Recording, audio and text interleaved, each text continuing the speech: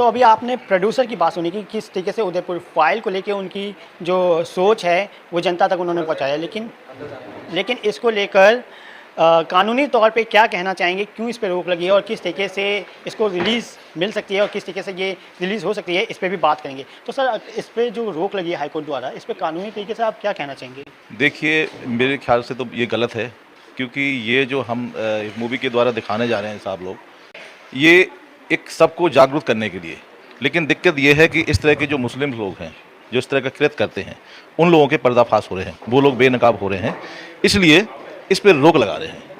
तो क्या इससे समाज में दंगे भड़क सकते हैं? नहीं, देखिए, हमारा हिंदू समाज कोई दंगा नहीं भड़काता, और ना दंगा भड़काने का मतलब, जैसे कि ये घटना मेरे साथ घटी है कुछ, है ना, इसी जो ये प्लेटफॉर्म पे मैं आया हूँ, इस मूवी के जो प्रोड्यूसर साहब हैं उनके यहाँ पे, तो उसी माध्यम से मैं कहना चाहूँगा कि मेरे साथ एक मेरी बेटी थी 14 साल की, उनका मुस्लिम लोगों ने अपहरण किया 14 साल की बच्ची के साथ, और उसका मैंने मामला कायम हुआ पुलिस थाने में, और खान साहब लोगों ने उसका फंडिंग करके, पुलिस ने मिली जुली षड्यंत्र से, और वो अपने आप उस पर खात्मा लगवा दिया मुझे बिना सूचना के।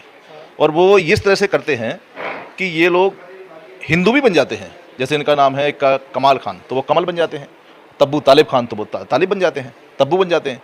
तो ये हिंदू बन के मुस्लिम लड़कियों को ऐसा करते हैं, और इनका कहीं ना कहीं, जैसे मैं इनको कहता हूँ कि जैसे मुझे वहाँ से खतरा है उस केस से, कहते हैं तुम्हें कत्ल कर देंगे, तुम्हारा गला काट देंगे, तो आज मैं दिल्ली में हूँ, इसी डर के मारे मैं यहाँ बैठा हूँ। इनका काम है गला काटना। मैं मात्र इतना कहना चाहूँगा, इसमें एक सुनने को मिला है कि जो कातिल हैं, उनके जो वकील साहब हैं, उन्होंने ये कहा है कि ये अकेला खाने कमाने वाला आदमी है, और इसको कहीं ना कहीं ये बेकसूर है, उन्होंने बोला है इस तरह से।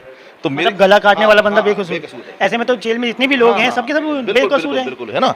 तो मेरा ये कहने का मतलब है कि जब वो इतना गरीब है, बेकसूर है, तो वो इतने बड़े कपिल सिब्बल साहब जैसे वकील साहब को कैसे हायर कर रहा है, जो कि एकदम कांग्रेस पार्टी के भी प्रवक्ता में आते हैं, और भारत के इतने महंगे वकील हैं। तो इनका फंडिंग है, बचाने की कोशिश है, और मुझे आगे उम्मीद है कि माननीय सुप्रीम कोर्ट इस पिक्चर को, फिल्म को चलने की अनुमति देगी, और हमें इन पर भरोसा है। एक आखिरी क्वेश्चन ये रहेगा कि क्या आपको लगता है कि इस तरीके के लोगों को वकील देना, जो कि अपनी पैरवी कर सके, जो साफ तौर पे कत्ल करते हुए दिख रहे हैं, बात कर रहे हैं, उसके बाद भी इनके लिए जजमेंट इतने लेट तक सुनाना, हमारे देश के कानून में थोड़ा लूप होल का ये फायदा उठाते हैं? मैं आपको एक छोटा सा उदाहरण देता हूँ, उसके साथ ही खत्म करूंगा।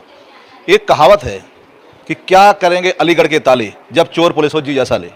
धन्यवाद।